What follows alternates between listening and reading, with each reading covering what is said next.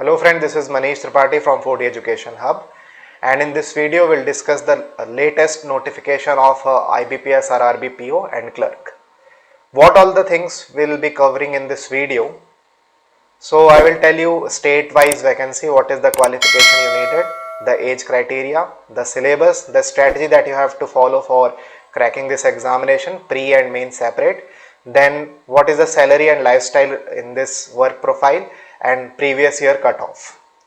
So let's start with the important dates. That is very important. So the notification released on 7th of June, and the total number of vacancies that includes your PO and clerk both collectively, that is 10,446. So it is decent number of vacancies in this COVID times. Now start of online application, please remember the date, June of 8th. That means the date already started, and please fill the form as early as possible. So the application closes on 28th of June 2021. Okay, so already 2-3 days have already passed, so do fill this form.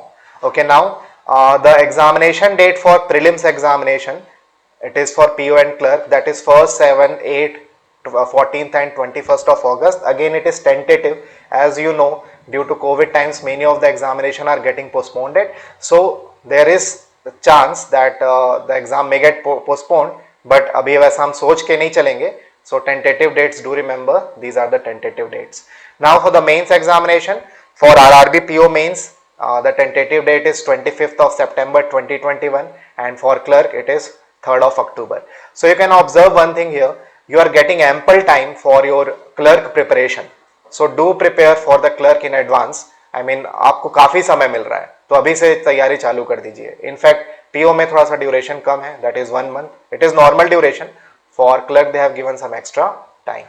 Okay, now let's discuss the clerk age limit and graduation, all these things. So what is age eligibility? So you should be between 8 to 28. Education eligibility, you must have a graduation degree. Exam phase is pre plus mains. Vacancies 5,000 plus, again a decent number of vacancies. I think 5,096 vacancies हैं. Location, you can get location anywhere in the state. There is high chance if you crack this examination you get a home posting. कई लोग इसीलिए prefer भी करते हैं RRBs को. Salary for a clerical post, the salary is approximately 32,000. I have written approximately, plus minus depend करता है perks and states पे, किस state पे आप काम कर रहे हैं. Now the eligibility criteria for let me discuss the age limit first.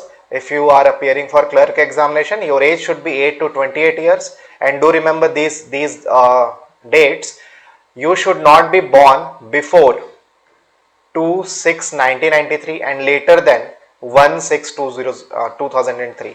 आपका जो डेट ऑफ बर्थ है वो 2/6/1993 से पहले का नहीं होना चाहिए और 1/6/2003 के बाद नहीं होना चाहिए. इन दोनों के बीच का, inclusive of both the dates, यानी दोनों डेट इंक्लूड करके ये आपकी आयु सीमा तय की गई है. Similarly for assistant manager, that is for officer scale A, the date is 1991, 3/6/1991. You should not be born. 2 साल का एक्स्ट्रा टाइम मिला यहाँ पे 28 साल या 30 साल है, तो आपकी जो पैदाइश है वो 3/6/1991 के पहले की नहीं होनी चाहिए, and it should not be later than 31/5/2003. इन दोनों के बीच का, that also includes your both the dates are inclusive. ठीक है, so this is the age criteria, eligibility criteria for PO and clerical examination. Now let us discuss the exam pattern. The exam is your prelims examination for PO and clerk both. The prelims examination contains your 80 question, out of which 40 from the numerical ability and 40 from the reasoning ability. Each paper carries 40 marks, so it will be a 80 marks paper. The total time, that is composite time here, no sectional time given here, and you are also allowed, you are also given freedom, you can approach either numerical ability first or reasoning first, but I prefer numerical ability पहले बनाइए. So the total time duration is 45 minutes. ठीक है, no sectional time, composite time is 45 minutes, and the pattern and the number of questions are same for clerical and PO examination both. Now let's look into the mains exam pattern. The mains exam pattern, here you have to study 2 extra things. Okay, let's go section wise. So the first section is Hindi English. Let me tell you one thing, some of the student whose English section is not that strong, for those students this examination is very suitable. जिनका medium जैसे जिनका English section अच्छा नहीं होता, वो लोग इस परीक्षा में हिंदी मीडियम, हिंदी लैंग्वेज को भी ऑप्ट कर सकते हैं। So it is good thing for this examination, for PO examination. Okay, now your first paper is English oblique Hindi, either of the language you can choose, and 40 questions 40 marks. Then quantitative ability 40 questions 50 marks, reasoning ability 40 questions 50 marks. तो these two are very important sections, your quantitative and reasoning ability. यहाँ पे आप अच्छे number से score कर सकते हैं. Again the level of questions is not that much, is not very hard. We will discuss it later in the later slide. Now the next is general awareness. General awareness के 40 questions आते हैं, 40 marks रहता है. Computer, and this is the USP of this particular examination. बाकी किसी examination में computer section नहीं पूछा जाता, सेपरेट पेपर नहीं होता. It is combined with reasoning ability, whether it is SBI or any IBPS examination. But for RRB they mention a separate fifth paper, that is computer paper, and you will get 40 questions from this topic, 40 questions, and each question of half marks or 20 marks. So total you can observe here, you can look here, 20 questions 200 marks, and your total time allotted is 2 hours 40 minutes. Again no sectional time given. ठीक है, कोई sectional time नहीं है, आपके पास freedom है. जो भी paper आप पहले बनाना चाहो पहले बना सकते हो, जितना टाइम जिस पेपर में देना चाहो, जिस सेक्शन में देना चाहो दे सकते हो. Okay, let's proceed to the next. Let's observe the cut off the most important area, the RRB clerk. पहले हम क्लर्क के कट ऑफ की बात करते हैं. सो यदि मैं पिछले साल की बात करूं तो आप अपने स्टेट्स को देख लीजिएगा. जैसे हम छत्तीसगढ़ की यदि बात करें तो पिछले साल आप देखेंगे 80 में 70.5 कट ऑफ गया था, and it is very high cut off. But level of questions भी काफी सरल रहते हैं. इनफैक्ट मैं बात करूं सबसे जो बैंकिंग सेक्टर में the most easiest examination is RRB clerk. बड़े आसानी से आप ये कट ऑफ क्रैक कर सकते हो. तो जिस भी स्टेट्स पे आप फॉर्म फिल करोगे तो आप उतना कट ऑफ उस स्टेट के हिसाब से देख सकते हैं. ठीक है, अब यदि मैं बात करूं, आप एक बार 2019, 20, 17, 18, 19 के यदि हम एनालिसिस करें तो देखिए 17 में कट ऑफ काफी कम जाते थे, बट ग्रेजुअली बढ़ते जा रहे हैं. यदि हम बात करें छत्तीसगढ़ की, तो छत्तीसगढ़ कहाँ है, ये देखिए छत्तीसगढ़ है. तो 50, फिर 67, लगभग 17 नंबर की बढ़ोतरी हुई, और फिर यहाँ पे आप देख सकते हो लगभग 8 नंबर की बढ़ोतरी हुई है. तो कट ऑफ लगातार बढ़ रहे हैं. बट यदि आप 75 प्लस स्कोर करते हो तो you are in a safe zone, आपका फॉर श्योर स्कोर क्रैक हो जाएगा. और आरआरबी क्लर्क में 70 या 75 स्कोर करना बहुत बड़ी बात नहीं है. I will tell you the strategy, कौन सी स्ट्रेटजी आप फॉलो करेंगे.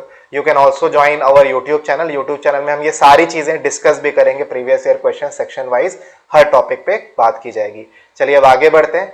यदि मैं बात करूं आरआरबी पीओ के कट ऑफ की, तो देखो पीओ का कट ऑफ कम जाता है, ऑब्वियसली क्लर्क का ज्यादा जाता है नंबर में, और पीओ कट ऑफ कम जाता है. तो छत्तीसगढ़ की यदि हम बात करें तो 43.25 गया था. उत्तर प्रदेश जहां पे कंपटीशन भी ज्यादा आया था वहां पे आरआरबी पीओ का कट ऑफ कितना गया था, 73. वैकेंसीज भी ज्यादा थी वहां पे. तो यदि हम यहाँ पर प्री 2019 की बात करें तो आप देख सकते हो छत्तीसगढ़ में, क्योंकि मैं छत्तीसगढ़ को टारगेट कर रहा हूँ इसलिए मैंने उस स्टेट को लिया है. आप जिस भी स्टेट से फॉर्म फिल कर रहे हैं आप उस स्टेट का ऑब्जर्व कर सकते हैं. तो देखिए पहले 55 था, फिर आपका 43 हुआ, तो बेसिकली कट ऑफ थोड़ा सा कम हुआ यहाँ पर. तो अब इस पे आप डिपेंड नहीं कर सकते, ये ईयर टू ईयर डिपेंड करता, वेरी करेगा पेपर के डिफिकल्टी के हिसाब से. तो बस एक आइडिया रहे आपको कि कितना एक सेफ स्कोर रहेगा, उसके लिए मैं दिखा रहा हूँ. Now let's start the most important topic, how to prepare for the pre examination. कि प्री एग्जाम के लिए कैसे टारगेट करना है. अब एक बार प्री एग्जाम को आप टारगेट कैसे करेंगे मैं आपको बता देता हूँ. सेक्शन वाइज हम लोग चलते हैं. सबसे पहले हम क्वांट्स का सेक्शन उठाते हैं.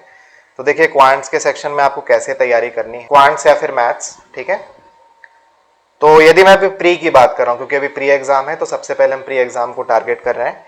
तो प्री में देखिए आपको टोटल 40 मिनट मिलते हैं. अब आप आपके पास फ्रीडम है कि आप पहले क्वांट्स का सेक्शन या फिर रीजनिंग का सेक्शन उठा सकते हो.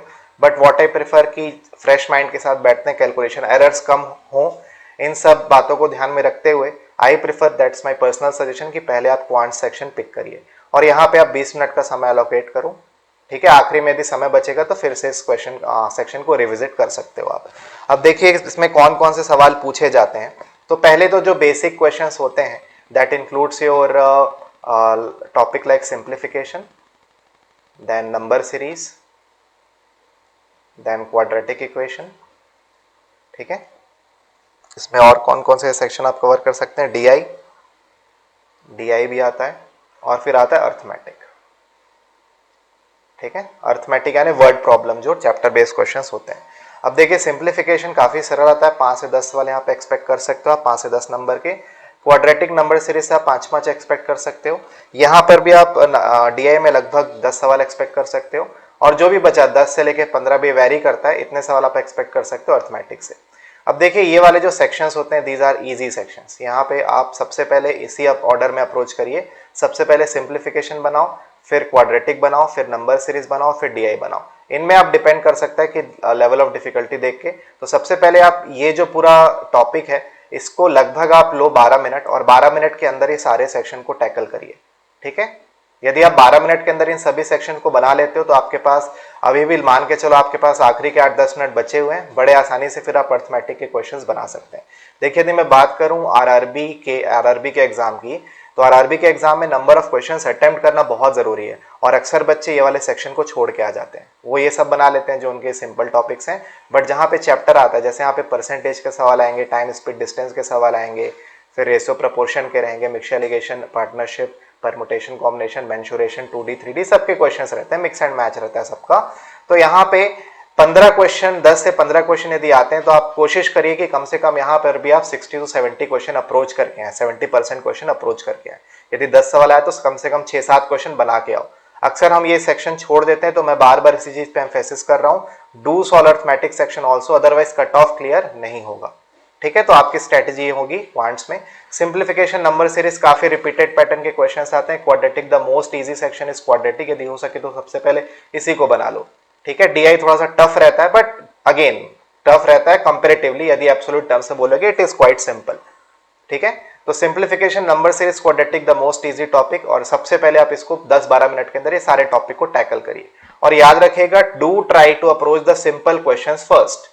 सिंपल क्वेश्चन पहले बना लो, ऐसा नहीं कि सिंप्लीफिकेशन का एक सवाल नहीं बन रहा उसके भरोसे बैठे रह गए तो बाकी नंबर सीरीज के 3-4 सवाल छूट गए, ऐसा नहीं होना चाहिए। आप इतनी ज्यादा मॉक लगाओ, इतने ज्यादा प्रैक्टिस करो कि you are good at picking up the questions. Easy questions तुरंत छोड़ना आपको आना चाहिए।